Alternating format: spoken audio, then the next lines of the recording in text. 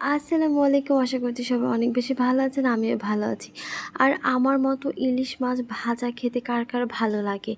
আর আমার তো অনেক বেশি ভালো লাগে। আমি আম্মুকে বলেছি যে, "আম্মু আমার আস্ত একটি ইলিশ মাছ ভাজা খেতে ইচ্ছে করছে।" তা আম্মু বলল, "ঠিক আছে ফ্রিজে আছে, আমি তোমাকে ভেজে দিচ্ছি।" তা আমি বললাম, "ঠিক আছে দাও।"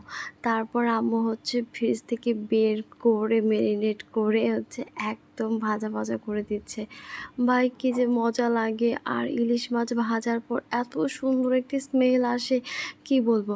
আর ইলিশ মাছ ভাজার যে তেলটা, ওইটার মধ্যে পেঁয়াজ এবং কাঁচামরিচ কুচি দিয়ে ওইটাকে ভেজে নেওয়ার পর ওইটা খেতে কি বলবো, জাস্ট লাজবাব লাগে। একদম টপ লেভেলের টেস্ট। আর এইটার সাথে যদি পেঁয়াজ আর কাঁচামরিচ ভাজা যদি আপনি না করেন, তাহলে ইলিশ মাছ ভাজা খেতে ভাই একদমই ভালো লাগবে না। আধুরা, আধুরা মনে হবে যে কী যেন নাই, কী যেন নাই। তো দেখতেই পাচ্ছেন যে পেঁয়াজ আর কাঁচামরিচ দিয়ে দেওয়ার পর এটার মধ্যে একটু হলুদের গুঁড়ো আর একটু লবণ দিয়ে কীভাবে যে আমি ভেজে নিচ্ছি কি বলবো। এখনই তো আমার আবার খেতে ইচ্ছে করছে।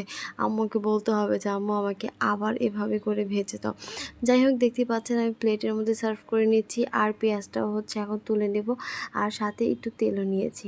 যাই হোক, এখন দেখতে পাচ্ছেন উফ কী যে ইয়াম্মি হয়েছিল না খেতে। তো ভিডিওটি যদি ভালো লেগে থাকে তাহলে অবশ্যই আমার ভিডিওতে একটি লাইক, একটি কমেন্ট, একটি শেয়ার করে যাবেন, ভুলবেন না কিন্তু। আর অনেক বেশি ভালোবাসা দিবেন। আপনাদের জন্য অনেক বেশি ভালোবাসা রইল। তো সবাই ভালো থাকবেন, সুস্থ থাকবেন। আসসালামু আলাইকুম, টাটা।